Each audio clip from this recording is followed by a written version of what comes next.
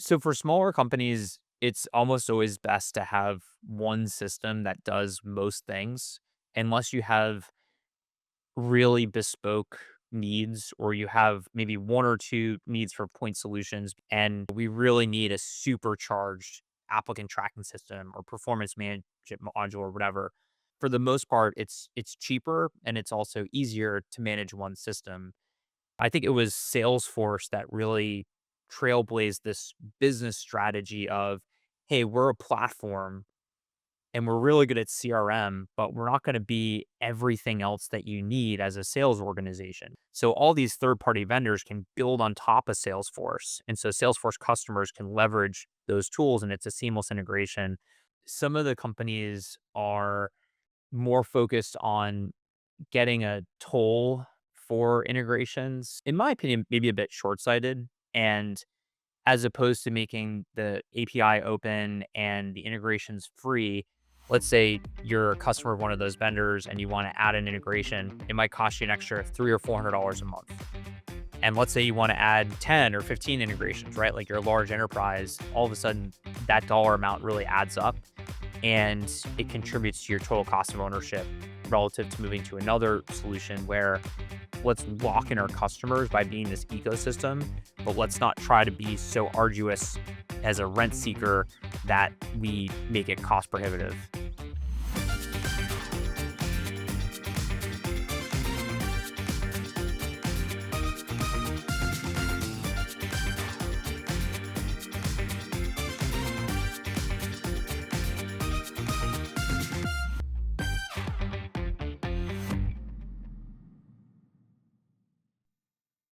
Hi there, I am Denise Chaffin, and I am your podcast host with Talking TA. And today I have with me Phil Strazzulla, and Phil is the founder of SelectSoftware Reviews. And Phil, I had the opportunity to listen in on a webinar that you did with Achieve Engagement a few weeks ago. And I was so excited that you were willing to come on our podcast and share with our audience some of the conversation that happened with Achieve Engagement, and also just kind of maybe dive in a little bit more on some of the questions that people might have with respect to selecting HR software. So I'm going to let you introduce yourself, give us a little bit more about your background and kind of what made you start this business. All right, thanks for having me. My background starts in the world of venture capital. I started my career off doing early stage software investing, and I always wanted to start a business. So I went to business school, taught myself how to program, and I built a couple of different projects, one of which was a platform where people could share their career paths. So somebody would go on and say, hey, this is how I transitioned out of the Navy and into the oil and gas industry, or this is how I became an executive in a sales organization, or what have you. And a bunch of HR people found it and said, hey, could we have our employees share their stories on this platform? Because there's this thing called Glassdoor out there that all of our worst employees are going on and talking about what it's like to work at our company. And we want regular employees to go on there. And I said, yeah, sure. That sounds great. And the next question was, well, now we want these stories to live on our career website and in our social media and whatnot. And I said, oh, okay. So this is a business. And so a friend and I built this employer branding SaaS over the course of 5 years, eventually sold the company. And about 7 years ago, I started SSR, Select Software Reviews, and our mission is to help companies find and buy the right HR software. So it's everything from applicant tracking systems, HRIS, payroll, AI use cases. We've got about 100 sub niches within HR tech and services on our site that we cover. And 100,000 companies a month use our reviews to figure out what tools to buy. Some people don't want to read 25,000 words about payroll. And so we also have an easy button, which is you can book a time with one of our advisors and you can tell them about your organization, the integrations that you need for your new technology, your budget, kind of all the criteria. And then they'll make bespoke recommendations for your organization. And they can kind of be like a concierge as you go and buy the software. And the best part about it is it's free and it's rated a 4.9 out of 5 by the companies that use the service. That's amazing that it's free. Yeah, I hadn't even heard of your company at all. And you started this company in 2019. AI hadn't really started making a push into the industry until a few years ago. So what was going on back then? You thought, okay, these HR people are just really struggling with selection of software and tools for their companies. So my first company, we integrated with all these applicant tracking systems, and I would always ask, why did you pick this ATS? And usually the answer was some form of, I was really busy. We were growing really fast. We needed an ATS. And I just kind of like picked this one because maybe we already used this vendor for payroll, or a Mhm. friend of mine recommended it, or, insert reason here that was just like fast. We need something, go. And I thought, oh, this is interesting. So every HR and talent acquisition leader is basically too busy to understand the technology landscape because there's just too much going on. And there aren't a lot of good resources out there. So, what if we just created a really good resource? And so, I actually started SSR as a side project. I just started a blog that was basically how to buy an ATS.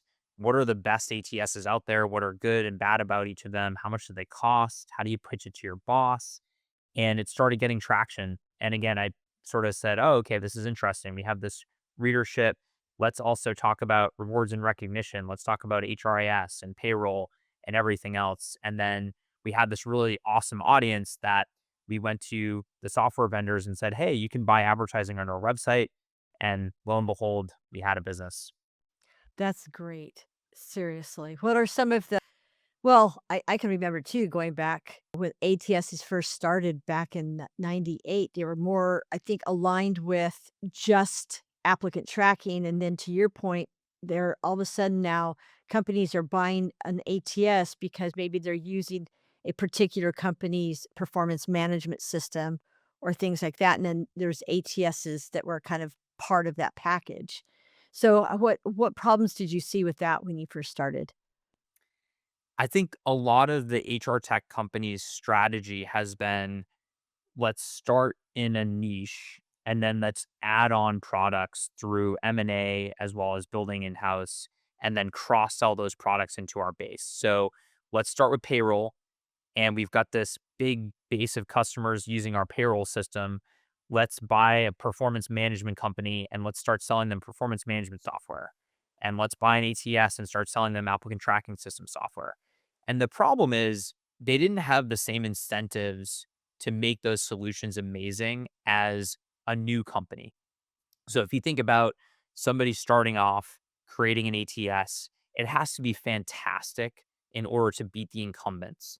And for this payroll company that has an ATS, they have a product manager running it that if they do an awesome job, they get 10% more bonus versus the entrepreneur. If do an awesome job, they make $100 million, right? So that entrepreneur is going to run a lot harder. And then the payroll company, you're using them for payroll. How often do you switch payroll, right? So the chances of you churning are much lower. It has to be really bad for you to leave versus that new company where it has to be really, really good for you to trust them and onboard and stay with them, especially if all they do is ATS. So this dynamic has played out over and over again. It'll probably continue to play out, I would imagine. Software is getting easier to make with AI, and maybe it'll be easier to make awesome software. But I also think that it's really hard to be very good at more than one or two things. And so if you look at a greenhouse, which is standalone applicant tracking system and all the features and functionality and the open API and the integration partners, that's probably always going to be better than Workday's ATS or name your HCM out there. It's the dynamic I just described where at Workday, the person running the applicant tracking system is a product manager who, if they do a fantastic job, they're going to make an extra $10,000, $20,000. The CEO of Greenhouse, which is now a private equity backed company, if they do an awesome job, they're going to make $50 million. And so you're going to get a much better person who's going to be incentivized to work much harder and much more creatively to make sure that they're going to win. You talk about the APIs though. Let's jump into that for a second because that's like you said, like the big push now. There's a lot of software vendors out there saying, "Hey, we can integrate with your ATS." Doesn't that just complicate things though if you have all of these different vendors that are kind of like attaching to any ATS system? It's so for smaller companies, it's almost always best to have one system that does most things, unless you have really bespoke needs or you have maybe one or two needs for point solutions because onboarding is super important or learning and development or recruiting. And then maybe it makes sense. Hey, maybe we're using Rippling or Bamboo or whatever it is. And we really need a supercharged applicant tracking system or performance management module or whatever. But you're right in that for the most part, it's cheaper and it's also easier to manage one system. The integrations that I was kind of getting at are to Greenhouse. Um, which we're talking about a lot today for whatever reason, I guess they're top of mind for me is they were one of the first companies to have an open API in the HR tech ecosystem. So I think it was Salesforce that really trailblazed this business strategy of, hey, we're a platform and we're really good at CRM, but we're not going to be everything else that you need as a sales organization. We're not going to do e-signature. We're not going to do email cadences. We're not going to do all this other stuff. So all these third-party vendors can build on top of Salesforce. And so Salesforce customers can leverage those tools and it's a seamless integration. And that's the same strategy that Greenhouse did.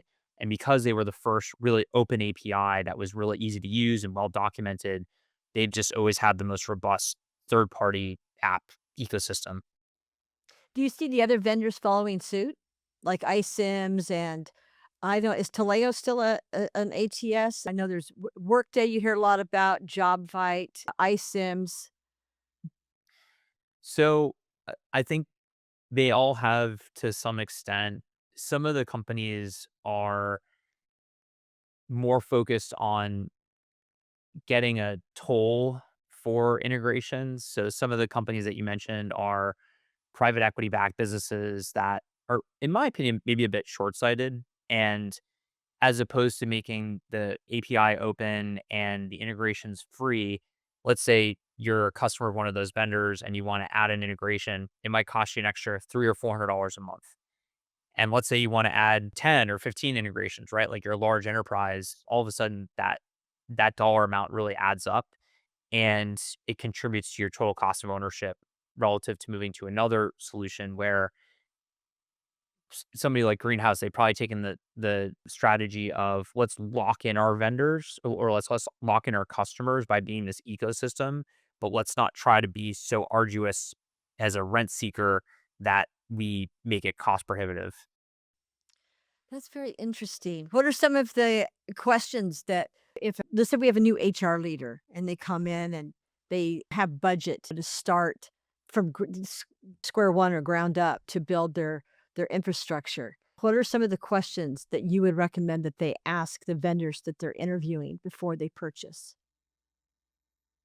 It depends a ton on the company itself, but I think you want to map out what are your key workflows for this sort of system, what are your key integrations.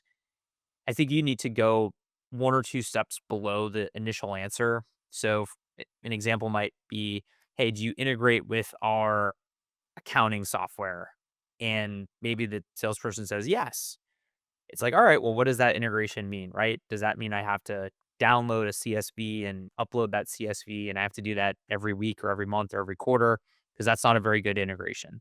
Versus our 2 companies have seamless you press a button in this solution and it ends up in the other one, and you don't have to do all this data stuff. There's no, like, mapping issues, etcetera. So, I'm a big fan of sort of being the toddler when you're asking these questions and asking, like, why?" a couple of times. Don't be too annoying, I don't think, but you kinda wanna get to the bottom of it, and that's really important. I I think the workflows are great, and I think one thing that is a bit underrated is understanding the quality of a sales rep and realizing that that maps back usually to the quality of the product because awesome sales reps can go and work anywhere, like they just can, and they typically want to make the most money. And how do you do that? You work for a company with a great product that is going to have long retention, so your bonuses are higher. That's going to have better word of mouth and marketing. And so if you get somebody who's really on the ball, knowledgeable, organized, affable, that's a good sign. What about global companies too? I mean, I'm sure you like you said, when they're asking the question, what are some of the differences between software selection for global companies, big enterprise companies versus smaller to medium-sized companies? Yeah, there's a bunch of gotchas there. So obviously, you need to understand, are you going to do payroll or EOR? How do you treat contractors versus employees in different countries, and where do they operate? I think that some of these companies in the EOR space will make money based on like hidden fees. So some of them will hold the money for 10 days before they pay it to your employees, and they're running interest there. Some will make it on foreign exchange. One of the larger vendors in the space actually makes 25% of the revenue on foreign exchange fees, which is not not transparent, but it's a little annoying. But and it's one of those things too where like not many people know that. And the reason we know that is because like this is all we do is just spend time talking to these companies, understanding them, and being those annoying people on the demo that are always asking why. As AI is taking a firmer, hold of our industry, what are some of the software companies or types of companies that you see maybe evolving with the adaptation, adoption of AI versus those that are gonna fall away? It's interesting. My current thesis, and everything's changing so rapidly, is that we're going to see a few new AI companies come out that are probably fairly niche. So a great example would be talent sourcing, where I think that a lot of what goes on in talent sourcing can be done through artificial intelligence, where it can take a job description, it can understand that job description, it can build a short list, it can email the short list, it can schedule those interviews, it can even do some screening. That can all be automatable. And so if you have a technology that's 7 years old or older, I think it's going to be really hard to compete against one of these newer companies. However, I think that the majority of the AI functionality can be built in to the existing vendors, and so I think that the incumbent vendors are actually gonna be the ones that reap the most benefits, as long as they can modify their products. But I see it happening, and if you read the equity research reports on Paylocity or ADP or Workday or what have you, like, AI is a big part of that, and it's a story that they're telling the public markets, but I think it's also happening in the product itself. And so I think that the companies there's gonna be a new wave of companies eventually with agents, but I think we're pretty far away from that. Do you really? Because I mean, when I I think go to so. the conferences, I see companies there that claim that their agents are kind of taking over, like you're saying, though, a while ago about the sourcing process. Yeah. I think that these LLMs at current state, they hallucinate too much. They their memories are not big enough, and they don't understand context as well. So they might be able to do like very specific things, but I actually just listened to this talk that was done at Stanford last week by the guy that ran AI at Tesla. And he took a ride in a Waymo in 2013, and it drove all around Palo Alto, got on the highway, whatever, totally autonomously. And he's like, all right, like next year we're going to have autonomous vehicles. And that was 12 years ago. And we're going to have them in the next couple of years, right? Like it's happening. But even now, like the Waymos that you see driving around Palo Alto or wherever, there's a human in the loop on those. They're not there physically, but they're virtually, and they're taking over at different places, and I think having more influence than people realize. And so I think to like iron out these edge cases is going to take a very long time, a lot longer than people think. That's interesting. I love the Waymo comparison. Yeah, we have like I think it's 1,000 or 1,500 of them here in Phoenix. They're all over. Yeah, all over the place. I mean, we're just used to them now, but they're actually quite safe. So, but that's interesting that you talk about a human on the back end of it. Because do you see that now too with the software for HR and talent acquisition? How do you see humans fitting in? Self-driving cars is unbelievably important, right? Because one of those things could easily kill 10 or more people if it went off the rails. But I think talent acquisition HR is very important too because you're dealing with people's livelihoods, right? And to think about right now making promotion or hiring decisions with AI is kind of crazy. And I think we're obviously seeing it as well with this Workday class action lawsuit where which will be really interesting, and also some of the legislation like New York State around not using automated systems to vet candidates. I think we're probably a ways away from being in a place where in HR you can have autonomy. Now, maybe there are like administrative tasks or a great use case for HR is like a chatbot that sits on top of the employee handbook and answers the same annoying questions that HR gets every day. Like, how do I do PTO or something like that? Nobody wants to answer that question and there's nothing at stake, right? But I think we're pretty far away from it taking over a lot of like the core job. Right, right. Well, and I think last year at Unleash, it was in 2024, I interviewed Rebecca Carr, who's the CEO of Smart Recruiter, and I remember her telling me in our interview, she said, "I still believe that AI can be used for redundant tasks, repetitive tasks, but when it comes to decision making, leave that to the humans."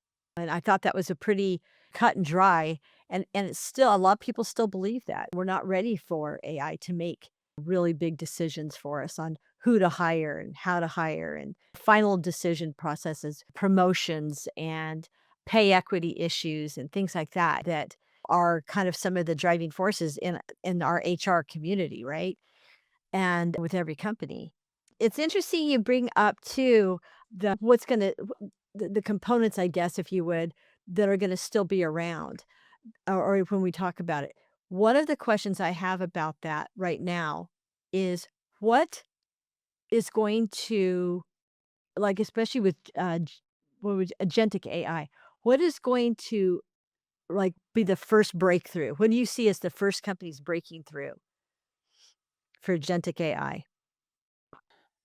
It's a good question. I think the sourcing component is probably a big thing. I think that for high volume hiring, assessments, like first screens sort of thing, I would like to think some of the more like manual processes, like report creating, stitching together different pieces of data will probably also fall into that bucket. But I think the probably the biggest change that we'll see, and I don't know if you'd call these agents or not, would be the way that we interact with software. And so I think way back in the day, it was through a command line, and then there were these GUI interfaces that were okay. Now they're really good. And I think we're going to have like a natural language way of interacting with them. So you would log into an applicant tracking system and say, "Hey, today I want to post a new job. And can you find like relevant job descriptions around this and modify them for in this way? And here's where I want to post them. And here's how many applicants I need. And then this is the assessment that I want to do. Go." And things that the software can do today through a human clicking stuff, I think will be done through that sort of process. And that'll probably happen in the next like 2 to 3 years, I would imagine. Oh, that'd be great. It would. Yeah. And that is something that you want to unload onto AI or software, whatever software you're using, those types of tasks, so that we can get back to our more human-oriented roles as talent acquisition practitioners. Yeah, and I think realistically, most of these systems are not used to their potential because they're complicated and people are too busy to learn how to do all this stuff. And now what's cool is like you can ask ChatGPT most questions, like how do you do X, Y, and Z in ABC software, and it'll tell you like step by step. And so the next evolution of that, I think, is just doing it. And it seems like we're probably not that far off. And so you can just leverage the tech that you have much better now, even if it's kind of clunky. The other thing that comes up a lot, and I'm sure you're hearing this too, you've got people who are okay at accepting, adopting the AI technology and the new technology that's gonna come through that's AI supported, of course. But then you have a lot of people who are pushing against it. It's taking our jobs. We don't want our jobs going away. So what are some of the questions you hear people asking most often with respect before they make some big decisions on the software that they purchase around that? There are definitely people out there who are against tech because they think it's going to somehow take their job. I think, unfortunately, for individuals, but good for society at large, is we live in this free marketplace where the best kind of wins over time. And that means that certain people and industries and populations get displaced.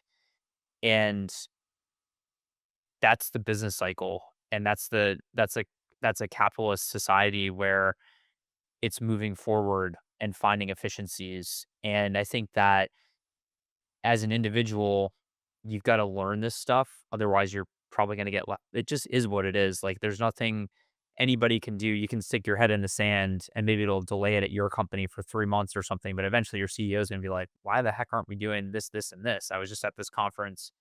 And so you got to kind of change with it. I think we could get to a place in society, obviously, where enough people have been displaced.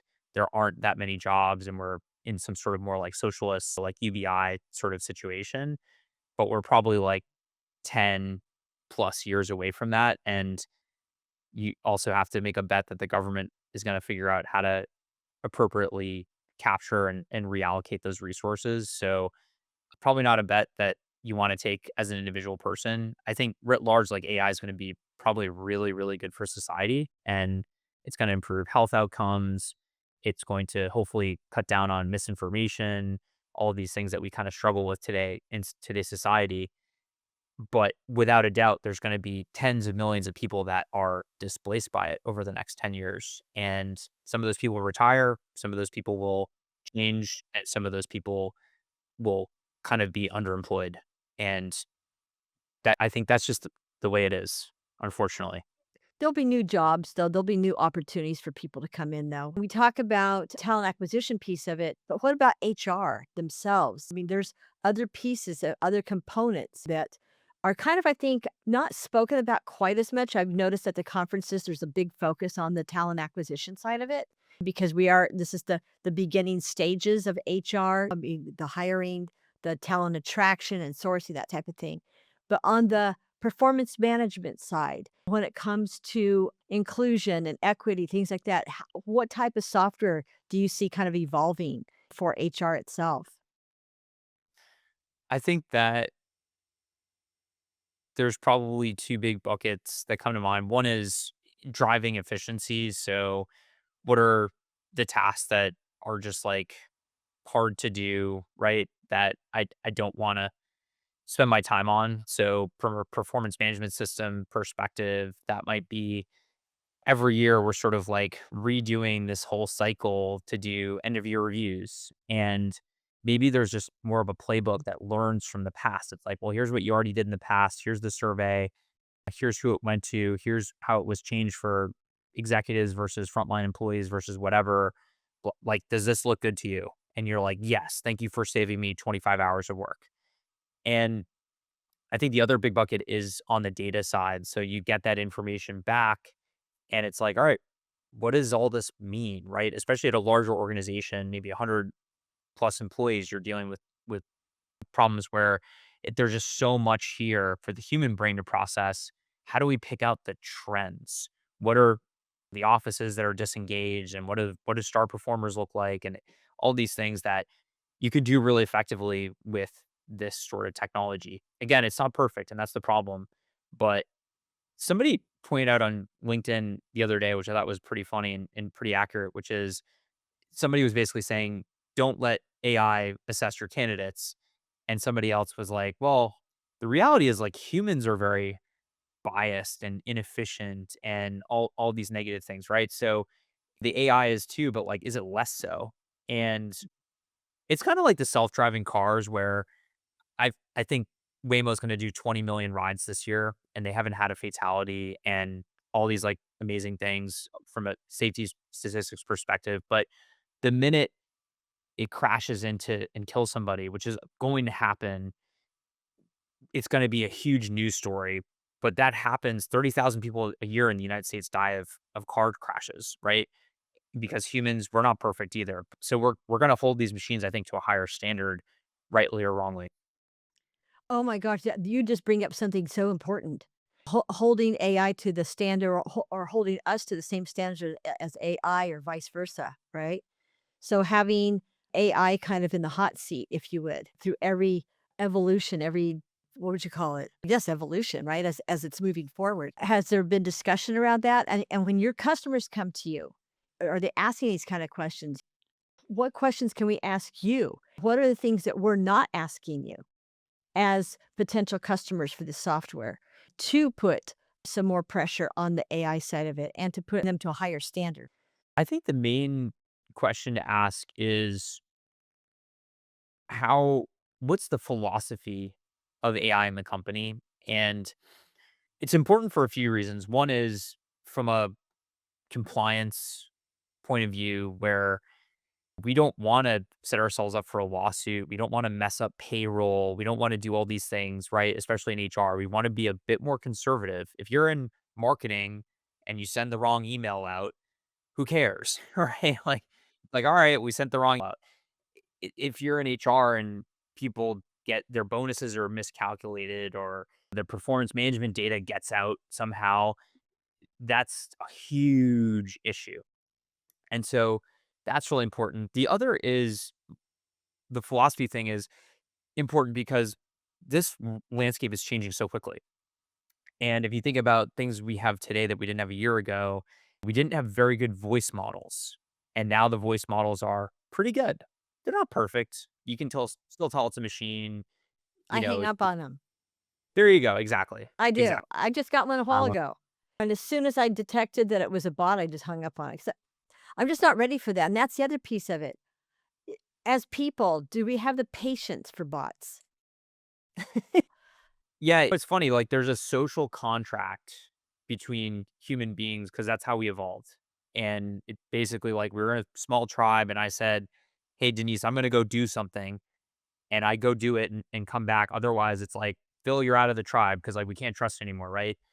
And the other I had jury duty 3 weeks ago, and I'm sitting there in this huge room with 400 people. I can't leave, and I'm there on my laptop, and it was, like, the most productive 4 hours of my life. Like, my inbox was clear. Like, I had, like, 300 LinkedIn connection requests. I went through those, like, all this stuff that I hate doing, accounting and all this stuff for our business.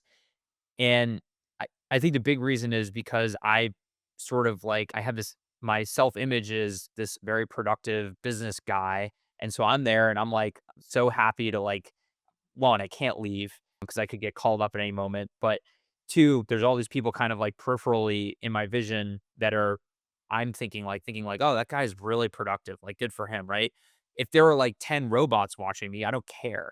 And Right. so yeah, there's definitely that and it recruiting, 100%. Yeah, nobody wants to, like, just interact with a bot. It's like kind of when No. video interviews came out, right? Right.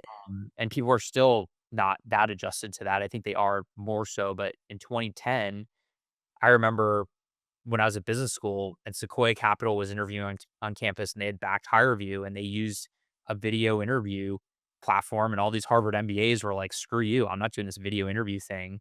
You're gonna talk to me or you're not." And I think that's a really important component of it as well. Well, and HireVue, I recall using HireVue when I was working for one of our clients as a contractor, and we were using HireVue when it was relatively new. This is back in 2015, I think, 2016, somewhere in there. And yeah, people were still just, I have to do my interview with a computer. And it wasn't so bad once they got into it, but we noticed that people, depending on the level, okay, so people who were maybe mid management up, to executives did not want to do it at all. They would rather just bypass the opportunity versus having to do an interview with a computer. Other people, though, when there was a lot of jobs, like for some of the cablers that they were hiring technicians, assemblers, things like that, where there was a lot of candidates to interview. When you explained, "We've got a lot of positions open, this is gonna be the quickest path to getting hired," people were more open to it. I wonder if that's still the case now. I think it is, and the interesting thing is that the New York Times reported yesterday that the number of applicants on LinkedIn is up 45% in the last year, and I think it was up a ton last year too, and so there's 11,000 applicants per minute on LinkedIn. Every recruiter that you talk to is inundated with resumes. Every job gets 4 or 500 applicants within a few hours, and the reason is because people are applying through ChatGPT, and so we need to create more friction in that process to figure out who actually cares about this, right? And so I think something like video interviews is probably like a good way to do it. You astutely point out, you've got to set the right expectations. You can't just say like, "Hey, jump through this other hoop." You got to say, "Hey, here's why we're doing this. This is a way for you to explain yourself beyond the resume, or both. This is how we kind of figure out like who's actually really interested in this job." Take 5 minutes to do it. You don't have to like do your hair and makeup and all this stuff, and you don't have to redo the answer 50 times to make it perfect. Ums and ahs are fine. We just want to know kind of who you are and that you're interested in the job. And I think you're gonna get a good response even from senior people. C-level, obviously not, but yeah, we're moving in interesting times where the bots are a big part of the conversation. Yeah, I'm still struggling with the bot part of it, though, for some reason, and I think part of it is too, a bot can't answer questions. Now, I had a company call me, and they wanted me to demo their product. And they said, "Okay, we have a bot. She's gonna call you. Her name's Sarah, and she's gonna pretend she's with Meta." So Sarah calls me, and it was actually a decent conversation. It was just a little odd. But when I was asking her questions, she kept referring me back to the next interview. "Oh, you'll have another interview. You'll have an opportunity to ask those questions." So she had kind of her own little, this is my interview. This is what I'm gonna cover, and that's kind of it, right? So there's those limitations right there. The fact that you can't, but it's weird because she's got this human kind of voice, and so you've it's almost like our brains are still a little mixed up on this whole thing. She's got this human voice, she's got inflection in her voice, and so you think almost like for a second there, am I, talking to somebody who is actually as intelligent as a human? Until you ask her a question that she can't answer, and then it's like, "Ah, okay, it's a bot." Now, the other piece of it too that I for myself as a recruiter is FOMO, fear of missing out on good candidates, letting a bot or letting a sourcing tool that's AI supported screen my candidates. If I've posted a position and AI is going to screen my candidates, what if it misses the really one or two good candidates that I need to be interviewing? And all of a sudden they get because they didn't write a good resume or because something was missing on their resume that the AI tool didn't pick up. Oh, hey, even though that's missing, this person might be a good fit because of the companies they work for. Is AI that intelligent yet? See, and I'm thinking, no, not yet. I still want to be the final word on which resumes I select for the first screen. I think it's getting really close to at least cutting it down. Let's say you get 500 resumes to say, "Hey, take a look at these 40." So I was talking to a guy this weekend at a kid's birthday party. He's an engineer at this company that has a detection system for unauthorized weapons. So you go to a Boston Celtics game, their sensors are all over the garden, and they're looking for electromagnetic frequencies. They're also using computer vision and cameras. And they don't know if you have a gun, but they can tell the security guard, "Hey, take a look at that guy." And sometimes you've got a laptop that's emitting this electromagnetic frequency. Sometimes you get something weird in your pocket that might look like a firearm, whatever. But I said, I was asking him, I was like, "Well, what if you miss a gun?" Right? Yeah, Like, yeah. it's one thing to have a false negative, but what about a one you don't catch? And so he's basically like, "It's good enough now where we don't there's a 1 in a million chance we're gonna miss a firearm, but we're gonna find a bunch that maybe a metal detector didn't pick up or maybe something else didn't pick up for whatever reason." And I think that if for that use case, this technology, that's probably a bit more sophisticated than the resume technology, but it's not that dissimilar. And so I think that we're kind of there. Yeah. Yeah. I think you're right. But I don't know, going back, I think now one of the questions I have for you, how do you guys demo so much software? I mean, for your company, I noticed on your website you've got all these different software companies listed there. And again, it's so daunting. I mean, how are you guys keeping up with all of the technology that's rolling forward here, rolling into us? We've been doing it for 8 years, so we have like a huge base of knowledge, and then how do we keep it updated? We have a team of researchers, ex HR, recruiting, talent acquisition, or I'm sorry, HR tech folks that are doing demos all the time with vendors. And then we use AI. So we have bots that are out there and they're every single day, they're monitoring who got acquired, who raised money, who changed their pricing, who has a new feature set, who launched a new product, and is it relevant? And then that basically alerts a person who's an expert to take a look at it. And sometimes it's relevant and sometimes it's not. Most of the time, the bot's like pretty good actually. And so we can scalably monitor all this stuff.